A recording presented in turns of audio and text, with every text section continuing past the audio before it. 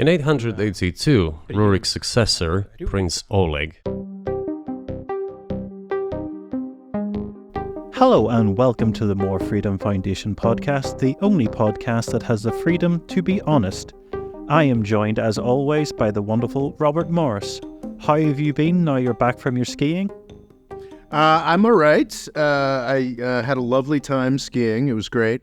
And was congratulating myself on managing to complete it without injury.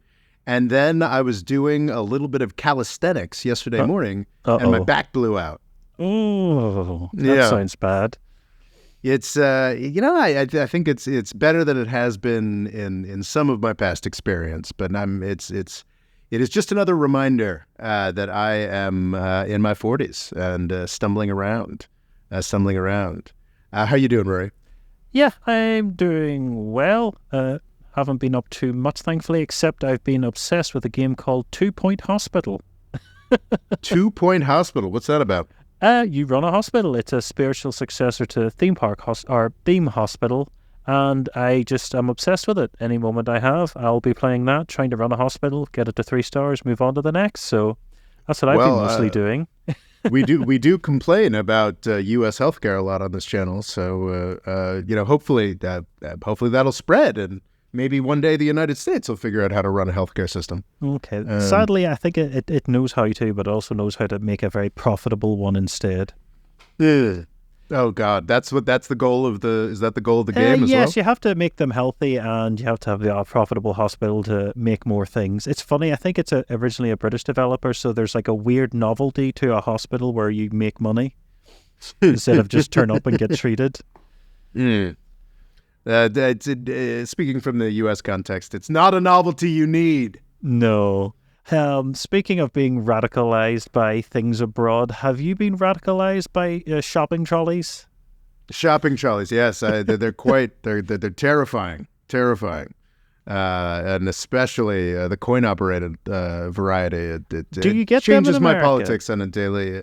I think I've seen them before. Oh, okay, because it's one thing with when you see American shows, you're always like, they just throw their shopping trolleys everywhere.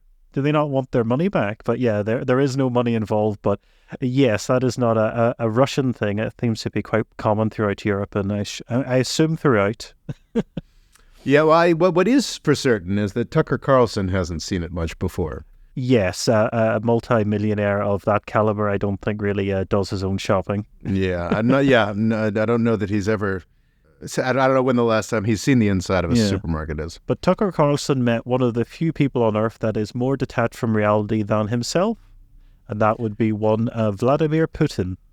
Indeed, it's interesting. By the time this airs, I suppose this might be 2-week-old news, but I did think it was interesting enough to go through in detail this interview that Tucker Carlson conducted with Vladimir Putin in Russia on February 6th, 2024.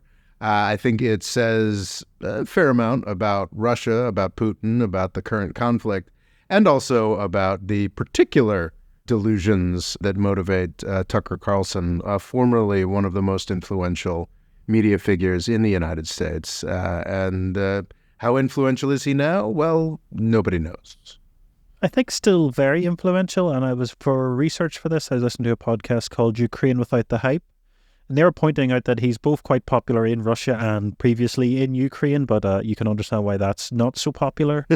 Quite often when one of his shows would be up, a lot of people would quickly translate it and then publish it around the world. So no, he's definitely a man with a lot of heft, and still I think he's earning quite a few bucks on the internet, although he's not on the television as much anymore. Well, it's a very interesting question. What happens to these figures when they go out on their own? We're certainly used to Fox News having a certain footprint, and it's a question. I've seen the conversation go in a number of directions. Has it been a year or 6 months or so since Tucker Carlson lost his seat at Fox News? How damaging is this for Fox News? How much of an individual platform is Tucker Carlson going to have? And I think the jury is still out. I think we discussed in the last podcast briefly where we talked about the careers of Tucker Carlson and Jon Stewart, that there was a right-wing political figure who was a very big deal 10, 15 years ago named Glenn Beck, who became famous through Fox News, got too nutty for Fox News and was fired. But apparently he's still got a whole media empire out there with podcasts and this, that, and the other thing. And it's not clear that he's reaching fewer people than he was reaching when he was at Fox News. It's just that we're all less aware of it. Jon Stewart is less likely to spend a whole bunch of time talking about you if you're running some podcast than if the main primetime spot on Fox News. Well, there are just some mediums that are a bit more, they get themselves out in the wild. There was a podcast I used to listen to, the Blind Boy podcast, and he was giving off that he did a radio interview that he didn't really pay much attention for, and he's like, my podcast has so many more listeners, and yet I hear nothing about me in the media, but yet I do one little tiny radio interview, and it's all over the news, and my mum and all her friends are complaining about it. So there's just some mediums that get around significantly better than, quite often I think it's like you'll hear about some televangelist preacher in America that's like worth nearly $1 billion. You're like, I've never heard of him. Some people can just stay in their little aisles and nobody seems to know them outside of anywhere. But they do influence voters, and Glenn Beck and a bunch of little islands like that are probably drive a lot more partisan craziness than we're aware of. And so it's an open question. Tucker Carlson, I think for the past couple months, 3 months, I'm not sure how much, has been putting out a talk show on Twitter, or X as it is now known. Yes. On Elon Musk's... Although they still keep twitter.com, like no one else can buy that. When you think if it isn't called Twitter anymore, you would be able to. Well, yeah, they I think they know that probably wouldn't go very well if they did that. And I think they still own the Twitter name. Probably have they want to retain the ability to either use it or sell it or switch back when Elon is distracted with something else.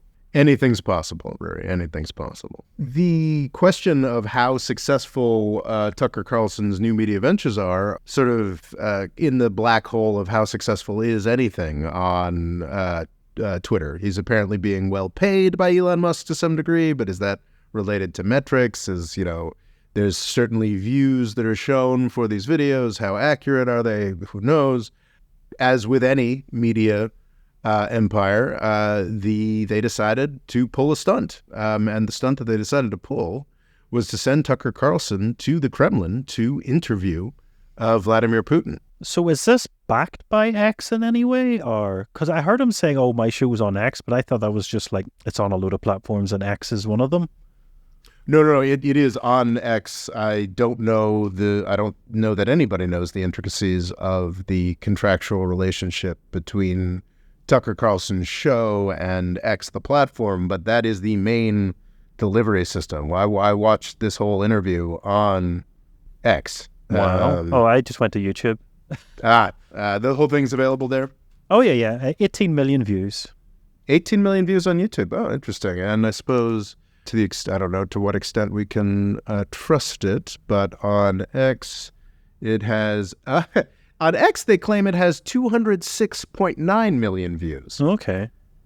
Which, frankly, strikes me as impossible. What that would mean to me is those look to me like Facebook metrics, which are famously used in the context, people claiming that 1 billion people saw Russian ads related to the 2016 election. It's Facebook metrics, so it's basically if somebody scrolls by it, that's a view. It just happens to be on the screen. I think, the videos they were counting, I know Facebook where it was like, if it played for 3 seconds, that counted as a view as if you watched it for an hour. So exactly. Yeah.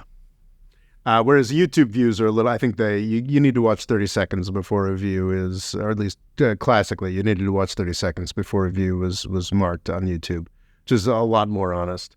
I would be absolutely shocked if, and also Twitter has famously recently implemented, if you scroll by it, the video starts blaring at you. Short form content? Oh yeah, autoplay. Autoplay, yeah, it's irritating. I can't surf Twitter. I can't listen to music and surf Twitter on my phone anymore because every time I scroll by a video, it starts autoplaying and turns off my music. I'm under the opinion if you were to give Elon some money? Maybe is that a feature that... A feature I could disable?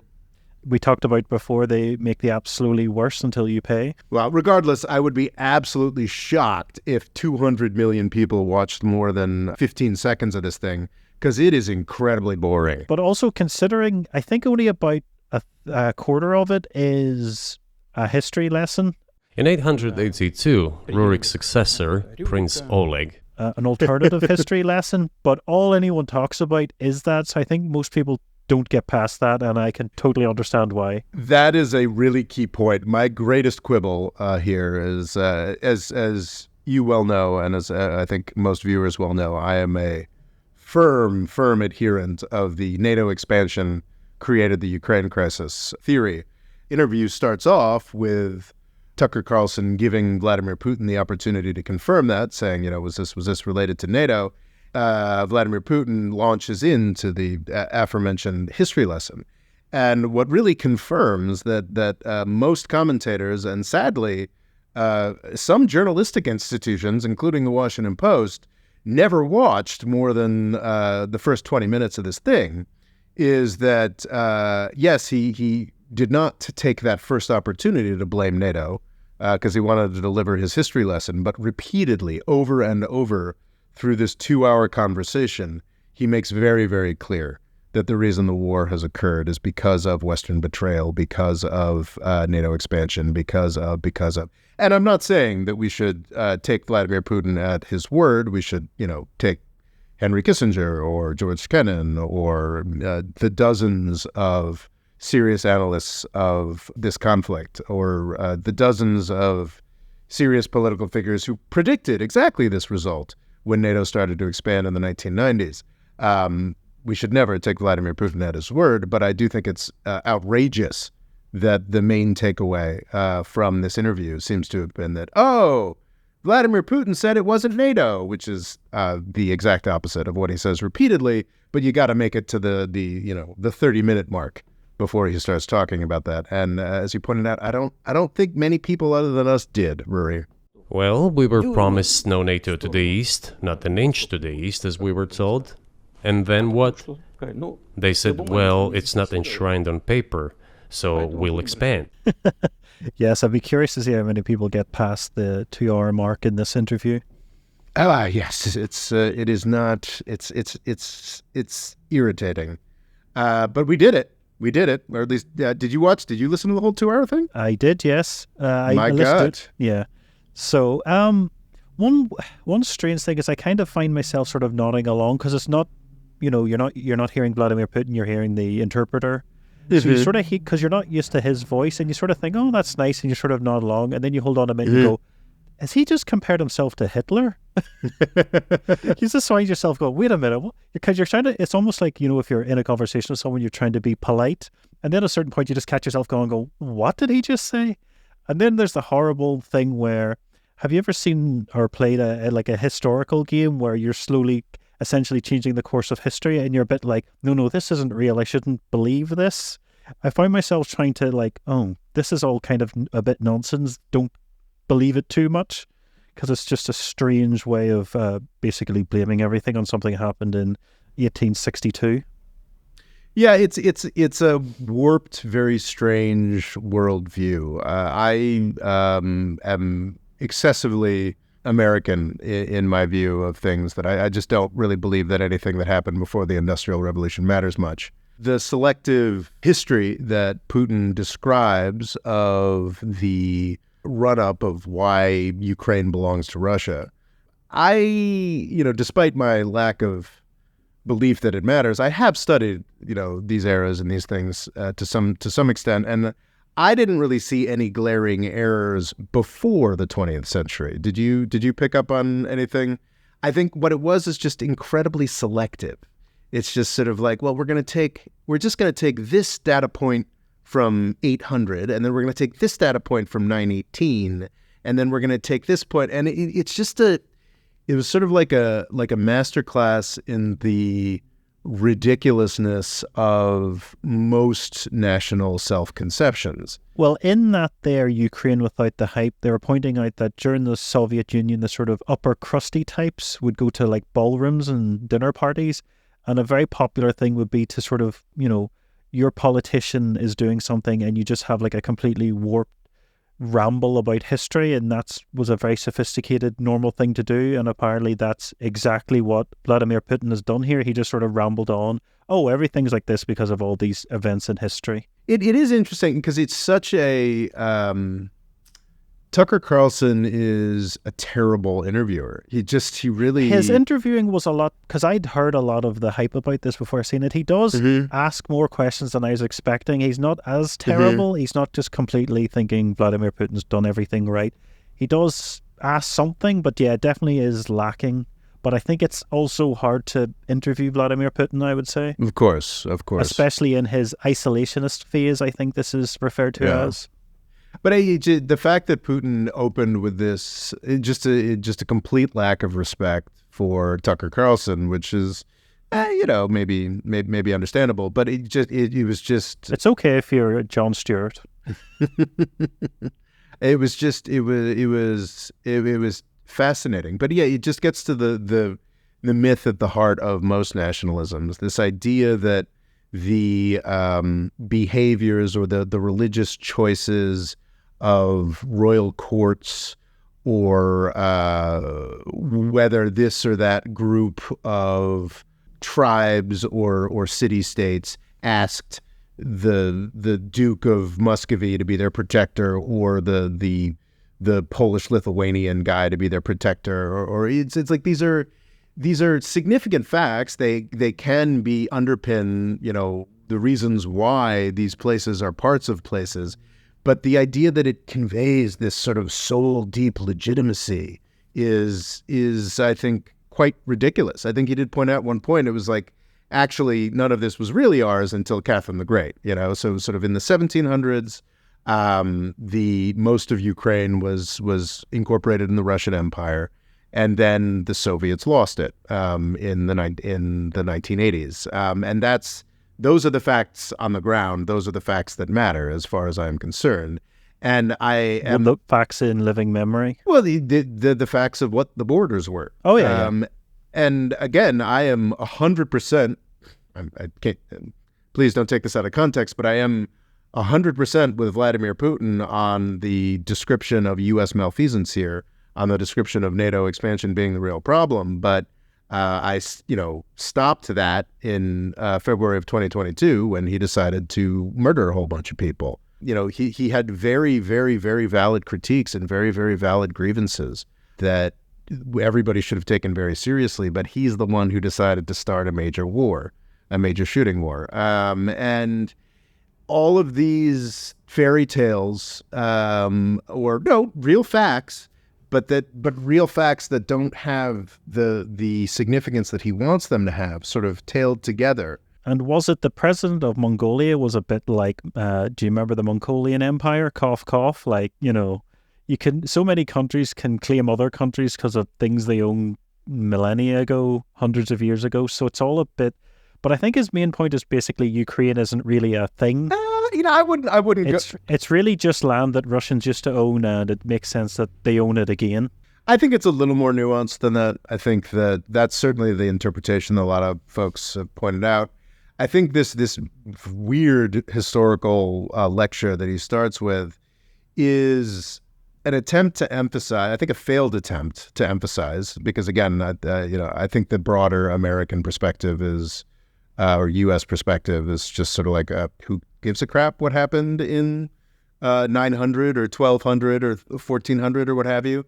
But I think from the Russian context, I think there is a point that he gets later on where it does seem pretty clear that he sees Ukrainian identity as something to be stamped out, as something that I found most troubling that others didn't. But I think that there is in this historical, there is scope for independent existence. There is scope for, but I think what he's trying to illustrate is that this is Russian territory. This is Russian, not necessarily has to be Russia, but this is Russia's sphere of influence. There are all of these connections, and it is kind of crazy that the U.S. came in and decided to break all those. And I substantially agree with that. I do not agree with the idea that gave him the right to smash through international borders and start a war that has killed upwards of one 100,000 people. thing I find interesting, he keeps making it out like, oh, America keeps betraying my trust, but it kind of comes across like, why do you keep trusting America? Like, are you just silly? Rory, I would wholly co-sign and agree with the sentiment that nobody should trust the United States of America, but that does seem a little Because it is a bit cynical. Because but he brings it up multiple times, and it's a bit like, well, when are you going to learn? What's the shame on me once, but shame on you twice, sort of thing. Yeah, I mean, no, I think, unfortunately, I think his response to that, Rory, would be like, yes, I learned. I decided to launch a major war. I tried for 20 years, and I decided to launch a major war. I think that was obviously the wrong decision. I do have some sympathy with the frustration of Russian policymakers looking at what the United States has done. What I have no sympathy for is the story that he starts telling about Ukraine and Russia in the 20th century. The thing that kept jumping out at me was he'd talk about, he basically, I don't think he quite comes out and says this, but he seems to be asserting that Lenin and Stalin invented Ukraine. So in this sense, we have every reason to affirm that Ukraine is an artificial state that was shaped at Stalin's will. Even though I think you could argue Stalin destroyed Ukraine the most than anyone else in history. Is it the green Ukrainians in, off beside China and stuff like that? It is fascinating that he accounts, the man that destroyed Ukraine the most with sort of inventing it. Well, I don't know how to pronounce this, but it's Holodomor or something, like the sort of Ukrainian, the mass starvation of Ukrainians that Stalin initiated. Mm-hmm. Yeah, no question that Stalin was horrific for the Ukrainians. Which you're exactly right, makes it all the more outrageous that, I see the historical point that he's making, that the Ukrainian SSR... And he also downplays Stalin as well, which is incredible. Well, what's interesting is, so there's so much about Putin that is about downplaying the crimes of Stalin and talking, trying to rehabilitate Stalin. Yet it's interesting that in this dynamic, he's not calling out Stalin's mass starvation of the Ukrainians. He's not talking about the mass ethnic cleansing or sort of population transfers you were talking about. But he is actually kind of saying that the Soviets, Lenin and Stalin, screwed up by inventing Ukraine. So it's interesting because normally he's a big Stalin defender, or at least portrayed as such. But in this context, he's blaming them for putting, and I don't know if this is a artifact of translation or something like that, but he keeps talking about unknown reasons why Lenin and Stalin, did this. And they're not unknown reasons. They're very obvious reasons. It's because the Soviet Union at its outset was incredibly weak, was a revolutionary outfit that considered nationalism a part of, providing a true appreciation for nationalism and the self-determination of peoples to be a key part of what they were doing. And they also desperately needed to provide a better deal to the Ukrainians than the Polish were. So these are not unknown reasons. They are really basic... Inconvenient reasons is the gist. Exactly. They are reasons that highlight the fact that after the Tsars, Russia had nowhere near as concrete a connection or control over Ukraine as he would like to portray it. So that's sort of an interesting... one of the places where his historical narrative goes from selective and strange to sort of outright lies. And then he gets to World War II, and the one that has been quite rightly been harped on by a lot of people. He appears to blame Poland for starting World War II, which is a really, really novel... Poland turned out to be uncompromising, and Hitler had nothing to do but start implementing his plans with Poland. It is novel, but he weirdly puts himself in the place of Hitler in the analogy, I always thought, because he's basically saying Poland didn't agree to this, so they forced Hitler to invade them. And Ukraine didn't agree to this, so it forced me to invade them. Yeah. It's like, no, that's very bad optics. No, you don't want to put yourself in that position. And yet, and I think he was like making a case for Poland working with the Nazis at one point, and then he briefly mentions the Molotov-Ribbentrop Pact, where the Soviets and the Nazis worked together for a couple of years there, but then he just sort of moves on, and it is just fascinating to blame some of the largest victims of World War II for starting World War II, which I think gets back to... Well, it's strange that he's trying to claim Ukraine's full of Nazis when he's sort of defending the Nazis to try to blame Poland for everything. It's quite convoluted.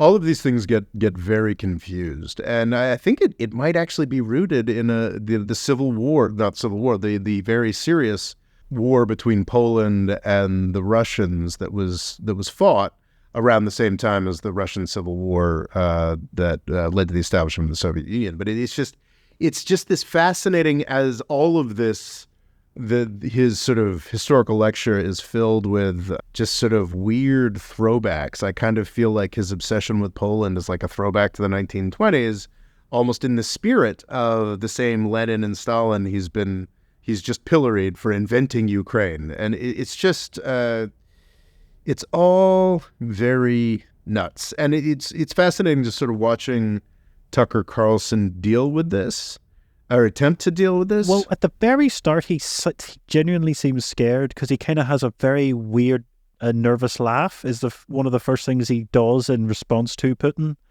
Are we having a talk show or a serious conversation? Here's the quote. And then after that, well, yeah, Putin just sort of answers his own questions. Yeah, Putin isn't very interested in responding to much of anything that Tucker Carlson wants to say throughout. So I've heard people saying he gets very offended because even Tucker with his low ball questions is like, no, I'm just going to answer my own thing. How dare you even question me? Yeah, it's interesting because I think in the Russian context, Putin obviously with, does seem, I've seen footage of his press conferences, and perhaps it's all staged, like where he actually does deal with some harsher questions, is that the other thing. But it's pretty clear that he feels like he's doing Tucker Carlson a huge favor, which he definitely is, sees it as an opportunity to sort of get his word out there. And it's just fascinating watching Tucker, this is sort of early on, just trying to pull his standard shtick where he's interviewing, some hand-selected dumb leftist or whatever, for 6 minutes, and he's doing his like, I don't understand face, and then at one point he even starts like smirking at the camera when Putin says something, and it just comes off as strange and not particularly But he useful. does have one of the most gormless faces in the internet. Yes. Mm-hmm. Yeah. I guess around 21 minutes or so, Putin, finally finishes his lecture about medieval times and modernity in the 20th century. I also like how he points out that it's boring as well. Yes, exactly. Putin's like, clearly this is bad television, but I don't care because you decided to give me 2 hours, and I'm just going to... And you are in the Kremlin, so you will listen. Probably the one part of Putin's explanation that I did find kind of poignant and kind of interesting, because it's a question I wonder about sometimes, is, what were the Russians thinking in 1989 and 1990 when they let Ukraine go? I mean, what were they thinking? And I think it was actually worth excerpting, and I think worth maybe I'll put it in a video at some point, because they really did think that, like, and I think this is something that's left out, is that they just sort of assumed that the affinities between Ukraine and Russia were to the extent that, and I think this is in part the point of his historical lecture. He thought that the affinity, he says, the way they thought, family, economy, faith, they were so interlinked that it didn't really matter that much that Ukraine was an independent country, and it was just like a continuation of the Soviet policy, which is like, sure, okay, you're an independent Ukrainian country, have your own language, whatevs. We're going to work together as closely as we work together, and that's fine. You've got, they were going to be independent the way Mexico is independent from the United States. It's like, okay. Or Canada. Yeah, exactly. The way, more so really than Mexico or Canada is independent from the United States. And I think that they had a real legitimate expectation, specifically that NATO would not expand, that they would be welcomed into the community of nations, that things would be okay. And that is not what the United States delivered. But do you think a lot of that is down to Vladimir Putin's actions? No, not really. Okay. But do you think I if think, Russia was more democratic, let's say this is the 5th president of Russia or whatever, yeah. do you think America would still be as hostile regardless of what Russia really did? I think, could Russia have played it better? Sure. Sure. No question. Because sadly, But Ukraine and Russia did get on great. Like the most amount of tourists going to Russia were from Ukraine. They were two very closely connected countries that could have just got on very well together. While I feel like Putin's overstepped his assumption of that. Well, but it's important to point out, and I do not want to wholly endorse the story that Putin is telling here. It's definitely one-sided. It's definitely, but like the United States worked really, really hard to ruin that. I've never really looked into 2004 that closely, but this is one of my biggest critiques of Tucker when we get there. But like, it is the extent to which the United States was constantly working to ruin the relationship between Ukraine and Russia is really underemphasized. We had it was at the Orange Revolution in 2004, the Revolution of Dignity in 2014. All of these things were heavily, heavily supported by the United States. And I do think Putin is being not entirely disingenuous when he points out that he really did try to have a degree of openness with the West. He really wanted, he wanted the money. He wanted Russia to participate. And he seems to really like George Bush. Yes, that was kind of fascinating, especially considering that it was George Bush who added chunks of the Soviet Union to NATO, and it was actually under George Bush where Russia took its first military steps against NATO expansion. I had a very good relationship with, say, Bush. I know that in the United States, he was portrayed as some kind of a country boy who does not understand much. I assure you that this is not the case. Was it because this was a time when sort of Putin was, better accepted in the West? He was, for a period in the early 2000s, even with his opposition to the Iraq War, he was kind of lionized in the West because because Russia under Yeltsin was a disaster. Yeltsin was a heroic figure in the early 1990s who seems to have been utterly incapable of governing the country. And the place descended into he descended further into alcoholism over the course of the 1990s. Also, he does defend him. He sort of says, it's alleged that happened. So I thought that was interesting. Well, that's a fascinating dynamic about Putin, and a fascinating dynamic about Putin that we don't really focus on too much is that we kind of put him in power. Well, it's seen that he was sort of handpicked. Well, he was handpicked by Boris Yeltsin, who is a guy who had manifestly demonstrated his utter incapacity by 1996, was in danger of losing to the Communist Party in an open, free, and fair election. So the United States stole that election for Yeltsin. But this is fairly well documented. We poured a ton of money. We had election consultants on. The communists are still the enemy. Exactly. We had election consultants on the ground making sure, that Yeltsin would win that 1996 election. He won that 1996 election. Disaster ensued. I believe there was there was a debt default, I think, in 97 or 98. Oh, yeah. There was a recession. I think there was a big collapse. Yeah, Yeltsin fell further into alcoholism, and he picked this St. Petersburg Politico to be his successor, and that was Vladimir Putin. So really, the United States kind of, I did a short a while ago, Russia has never had a peaceful transition of power.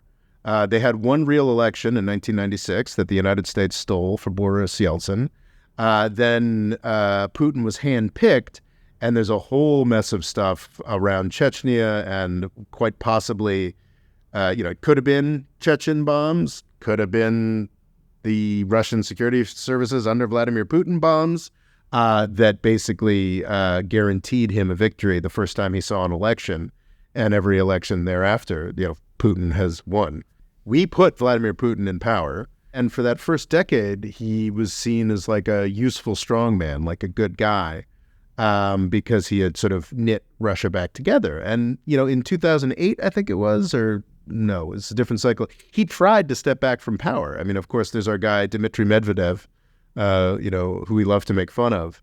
But he was nominally the guy in charge of Russia for 4 years. Putin tried to step back, tried to do those democratic transitions. And it became more and more clear that the United States was not interested in letting that happen. It does take two to tango here. Like, Putin is an unattractive figure. He's become progressively less attractive as he has maintained power. But it's also hard to completely discredit his story of events, which is that one of progressive aggression and encirclement from NATO and the United States, which is, to my mind, and I've looked into this a fair bit, exactly what happened. So I see Putin, nasty as he is, as a product of U.S. foreign policy, not so much an antagonist or something along those lines. At about 21 minutes, he starts talking about Hungarians and how he thinks they're entertainers until he finds out that's their national dress.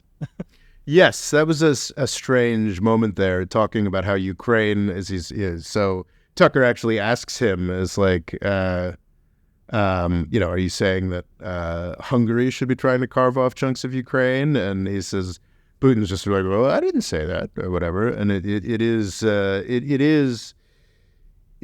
strange.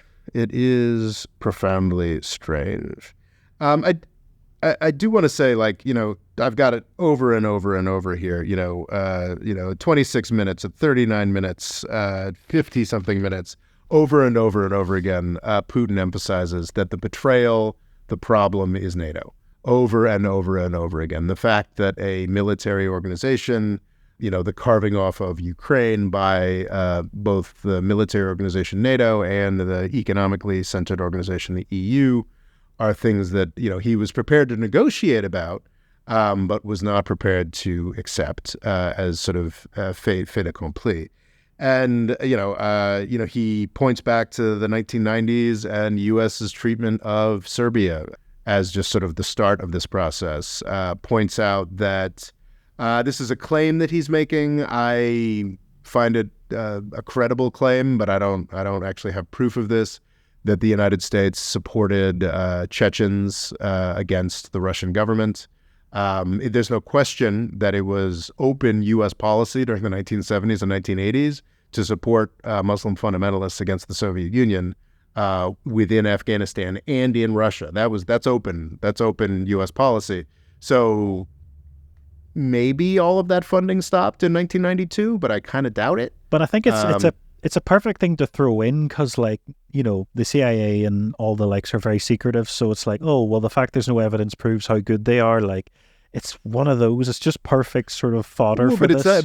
But it's not that there's really no evidence. Like, this is it's open. This was open, more or less openly acknowledged to be the policy of the United States in the 1970s and the 1980s. Oh yes. And did it change in the 1990s? Certainly, the Clinton administration claims it did. But I would lean probably a little more to the Russian side on this question, but I can't say anything definitively. Yeah. This points out that at the point when Russia was doing everything it could to, he actually says at some point, Putin actually says at 28 minutes that there were 5 waves of expansion. And he says, we were saying, please don't. We're as bourgeoisie as you are. Just screaming, the Cold War's over. Please stop doing this.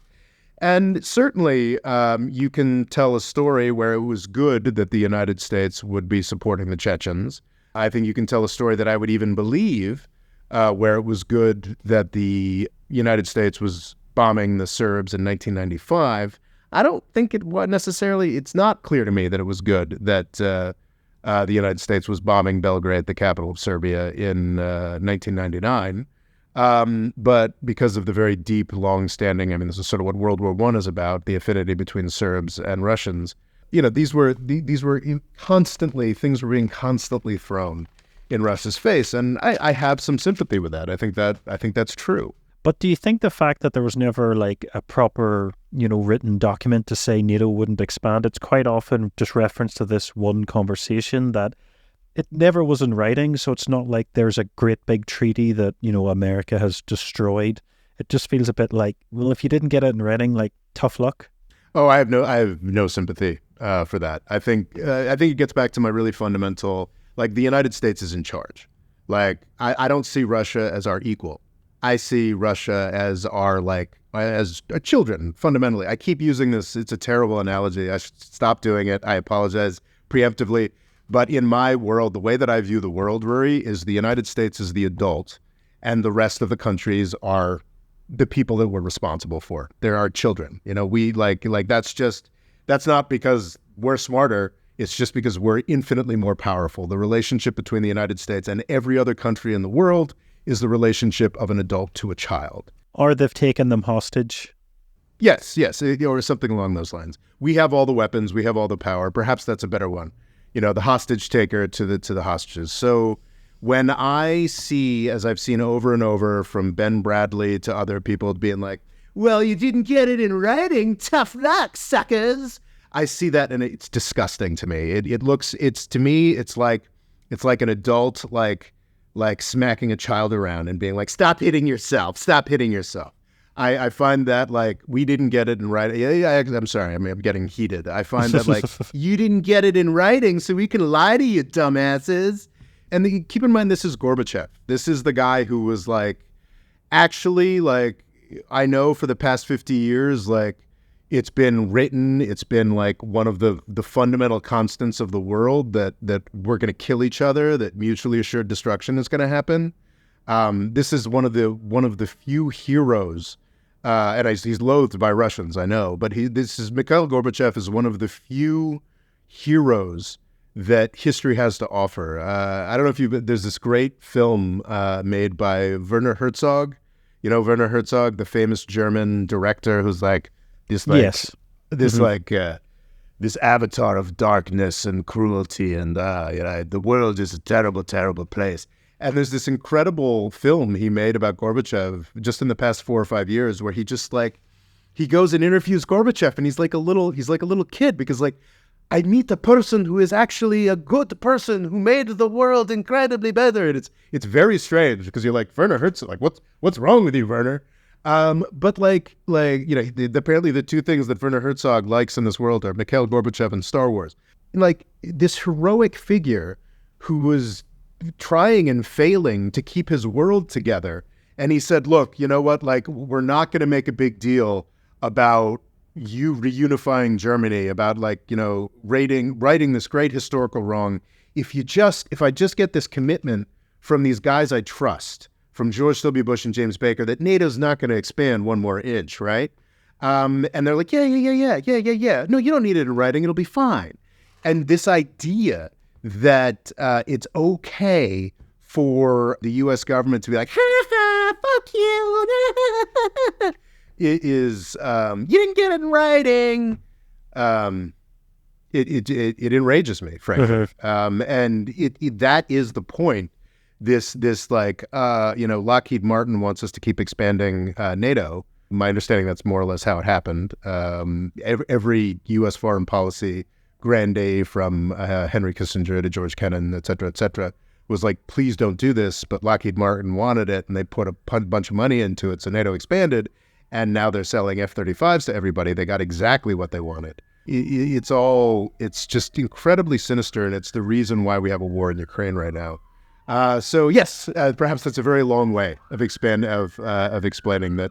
No, I don't think it's a good argument. Well, at least you didn't go back to the year 800. Yes, I didn't go back to the year 800. That's true. I only went back to when I was in high school. But if you were coaching Vladimir Putin to basically convince Americans to not support the war in Ukraine, what would you tell him? I don't think there's a way. I don't think there's really to get through to Putin or to get through to Americans. Either, really. I really think that we broke. The milk has been spilled. The egg shells have been broken. There's no putting this back together. Well, it's just because there's the big Republican. I know not all Republicans are, but there seems to be a big Republican push to basically not support Ukraine really at all. Yeah. I mean, we'll see how that goes. There's always big pushes to not do this, that, and the other thing. I think fundamentally what's going to end up happening is that's going to force what we wanted anyway, which is not what we wanted anyway, but certainly what Lockheed Martin wanted anyway, which is just a new South Korea in the middle of the old Soviet Union, which is, some kind of demilitarized zone. And fundamentally, I think this is a really important takeaway from this interview that does not come across in much of the analysis, is just how desperately weak Vladimir Putin looks here. Vladimir Putin is being standoffish, is treating Tucker Carlson with a complete lack of respect. But he is like the nominal leader of a country with the pretensions to being a superpower. And I think theoretically he's the richest man on earth in the sense that there's nothing really Vladimir Putin can't get, sort of beyond laws. Like Jeff Bezos still has to obey some laws, while Vladimir Putin, he's a law unto himself. Could Vladimir Putin get an interview with Christiane Amanpour on CNN? Could he? I mean, I'd say that's an open question. You just I think they would be up for it, definitely. I mean, would they? Because Tucker Carlson clearly submitted to all kinds of conditions that no more serious journalist would submit to. If Christiane Amanpour, I don't know, it's a name that sticks in my head. She's still working for CNN, but she's, who she is? I think she's sort of like the go-to woman that has done the big interviews for CNN for years. But I think if she were to do it, she would have talked about Navalny. She would have talked. Well, he hadn't died at this point, but he was definitely in jail. She would have talked about Navalny. She would have talked about all the other people who have been poisoned. She would have had real follow-ups. She would not have allowed Vladimir Putin, head of state or not, to do a 20-minute history lecture. So yeah, Vladimir Putin can't get that. And I think it's the very nature of this is honestly kind of pitiful. And there were some real moments in here that jumped out at me as just like... But what my point is, he's so wealthy and so powerful, but he still comes off a bit huffy. It's so bizarre. We have done so many gestures of goodwill out of decency that I think we have run out of them. Exactly, and then he's giving an interview to like the pet of Elon Musk or something like that. A guy who's largely discredited within the United States. That in and of itself is quite humiliating. There's this interesting part. I mean, I think one of the points where I actually laughed was at some point, he goes, Tucker goes, who blew up Nord Stream? And, that Putin goes, you did. Who blew up Nord Stream? You for sure. I was busy that day. Yeah, it was amusing, but there was a discussion, I can't recall exactly where it was in my notes, but there was a discussion of Germany and Nord Stream, and it was amazing just how quickly Russia goes to Germany should buy our gas. Germany should buy our gas. He just desperately wants to sell the gas. At some point, there's a number of points here where it's so clear that Tucker Carlson has done almost no homework on the actual conflict and just wants to get his culture war points at. And think how humiliating that is for a head of state to be like, I'm giving an interview with this guy who just wants me to provide fodder for his like online news show. And like, it's really pitiful. So there's this one point where Tucker asks Putin to provide support for the dollar is falling away, the dollar is going away narrative.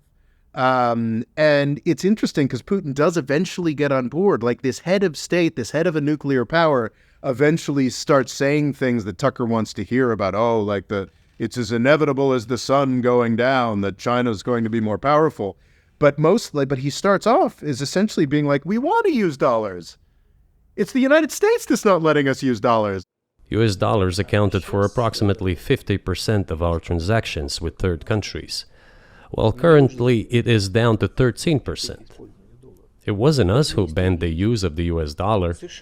And there's just this sort of hint of desperation that sort of like the very act of doing this interview with Tucker Carlson is an act of desperation. The fact that he knows, and he does a really bad job, frankly, of trying to appeal to the U.S. culture war bullshit. Look out across what's happening in the world now. Do you see God at work? Do you ever think to yourself, these are forces that are not human?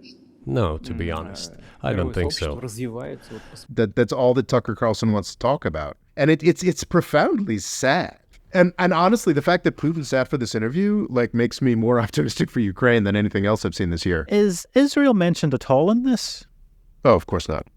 But is Russia not very pro-Israel? No. Okay. Well, it varies. Okay. It depends. I thought he could have played. I thought he would have played up that angle because it was never mentioned at all. I just thought it was strange. Well, don't quote me on this, but I think Tucker has been surprisingly, on his X show, has been surprisingly critical of Biden's support for Israel, which is kind of interesting. Well, I mean, the Russian-Israeli relationship is very, very profoundly strange. A quarter of Israelis or something come from Russia over the past 30 years. That's an interesting dynamic. Israel is desperate to continue bombing Syria, which it can only do with Russian permission. So throughout the Ukraine conflict, Israel has been markedly reticent to support Ukraine against Russia. And I think despite certainly using some of this incredible opportunity, I think Putin has said a thing once or twice about how bad what's happening to the Palestinians are. But I think Israel and Russia generally, they got a sort of... because that's 20% of Israel's population speaks Russian. Yeah. So but I thought if you were trying to win over Americans... You'd either want to be like, oh, you horrible Americans are so evil for supporting this, or, oh, we love Israel, we believe they're great. So since, if you're backing Israel, you want to go against Ukraine. I just felt it was, he was a missed opportunity. You felt like be on some side of it, but it wasn't mentioned at all. I think Putin has got to, famously, the Russians aren't very good at analyzing U.S. politics, but I think even they have picked up that is perhaps not as Israel support isn't the winner it was 10 years ago or even 5 months ago.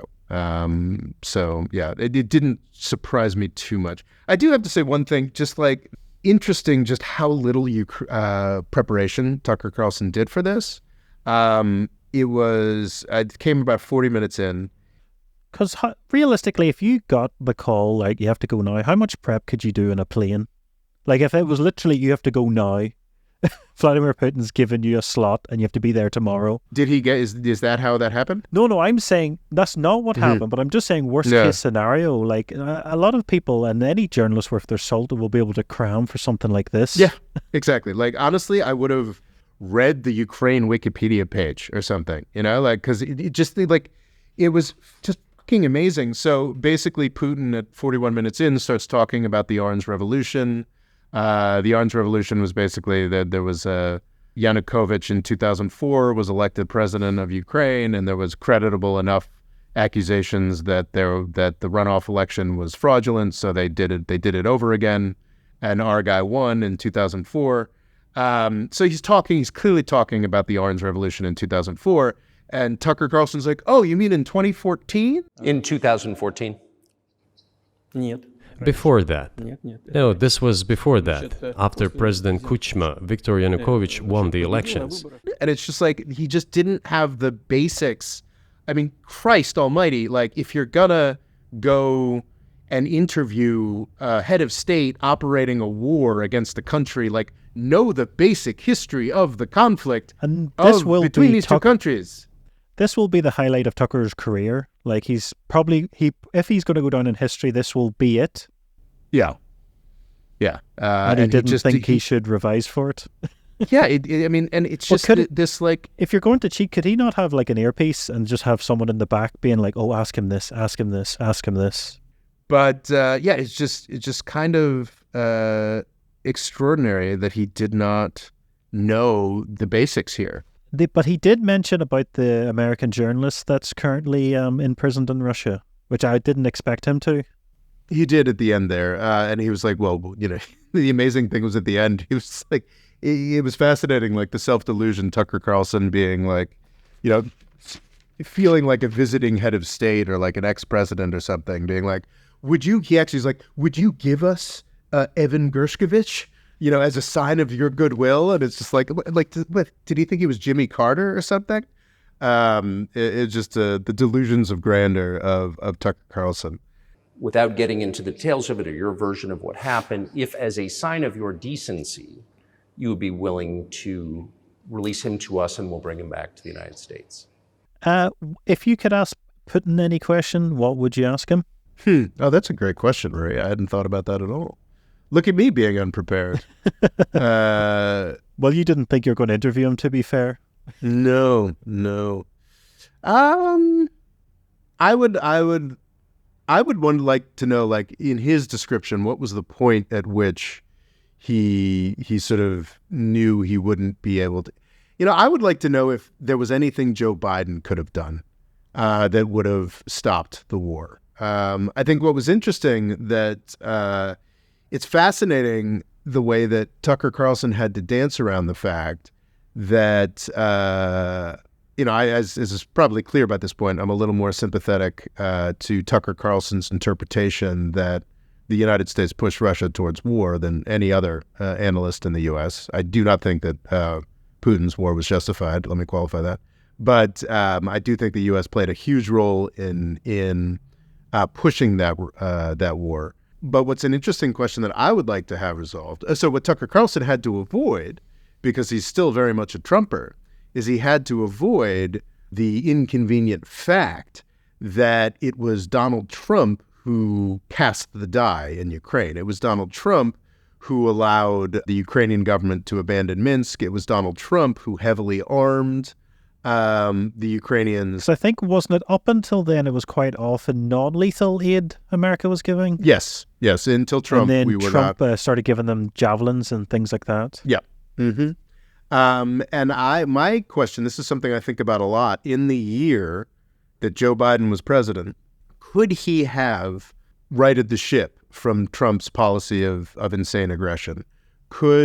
If Joe Biden had said, you know what, we're going to get more serious about the Minsk process, we're going to stop encouraging Ukraine to be as aggressive as it is, could Joe Biden have averted it, or was the die already cast? Like, was it already inevitable?